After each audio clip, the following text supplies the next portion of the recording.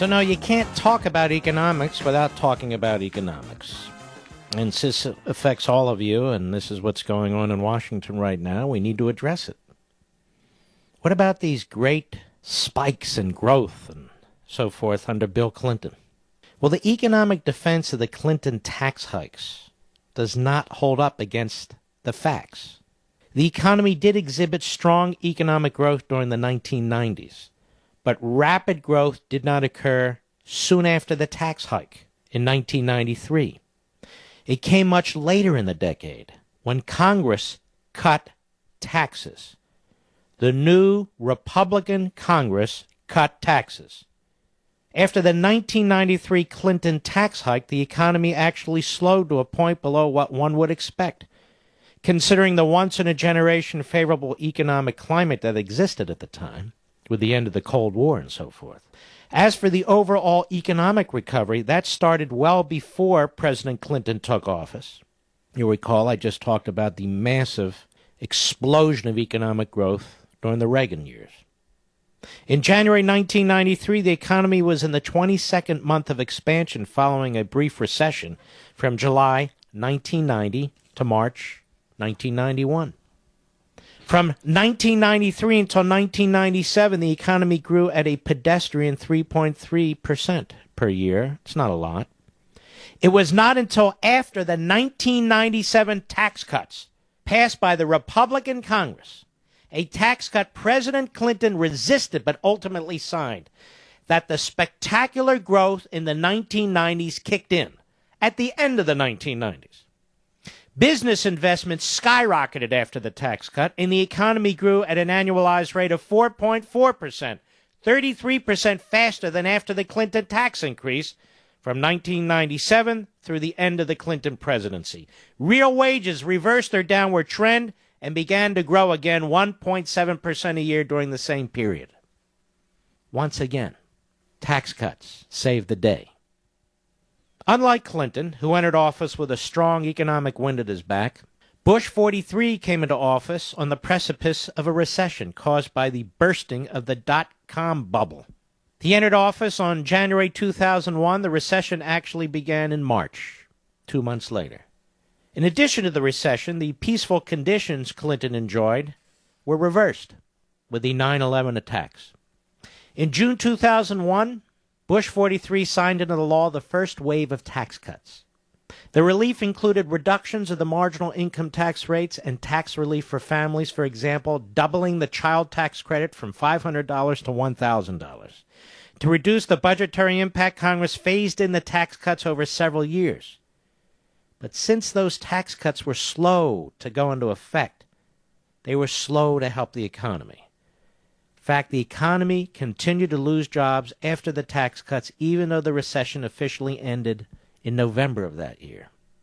But realizing the error of its ways, a few months later, actually a few years later, May 2003, Congress accelerated the tax cuts to make them effective immediately. In addition to reducing the marginal income tax rates to what they are today, Congress also lowered the tax rates on capital gains and dividends. And guess what happened? It was at this point that economic growth took off. A few more numbers, then I'm done with the numbers. From May 2003 until December 2007, when the recession caused by the global financial meltdown occurred, the economy created 8.1 million jobs. By comparison, after the beginning of the 2001 recession and before the tax cuts, the economy was losing 100,000 jobs a month. Now, those opposed to the tax relief argue that it blew a hole in the budget and dramatically increased deficits. You hear all this crap from Jay Carney and his boss. Again, the numbers disprove the argument.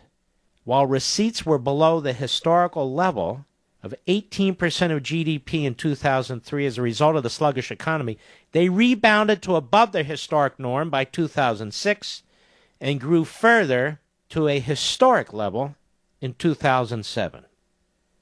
And they clearly would have continued growing thereafter had it not been for the housing bust caused by the Community Reinvestment Act. So let me finish it in this way. From 2003 to 2007, the Bush years, the number of tax filers rose by 9.6%. taxable income by 44%. By contrast, the last 4 years of the previous expansion, 97 to 2001, the numbers grew by 6.4% and 23.6% respectively. All right, enough numbers. What's the point? The Reagan tax cuts, deep, broad, covering individual income taxes, corporate income taxes, capital gains taxes, slashing regulations. 25 years of economic growth like humanity has never seen before. Under Bill Clinton, there was no significant economic growth until the Republican Congress, the new Republican Congress, imposed, pushed for tax cuts. The great economic growth under Bill Clinton occurred at the end of his term as a result of the Republican Congress's demands for tax cuts. George W. Bush comes into office in a recession. What happens? Tax cuts. They don't have a lot of an effect because they're spread out over too long of a period of years. Congress reverses course, institutes them immediately a few years later. What happens?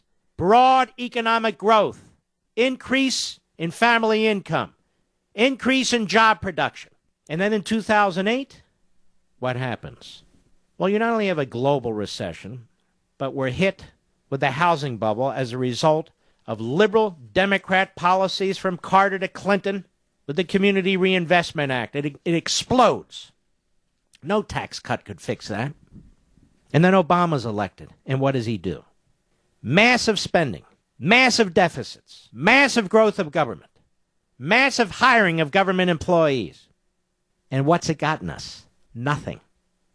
And what does Obama want to do today?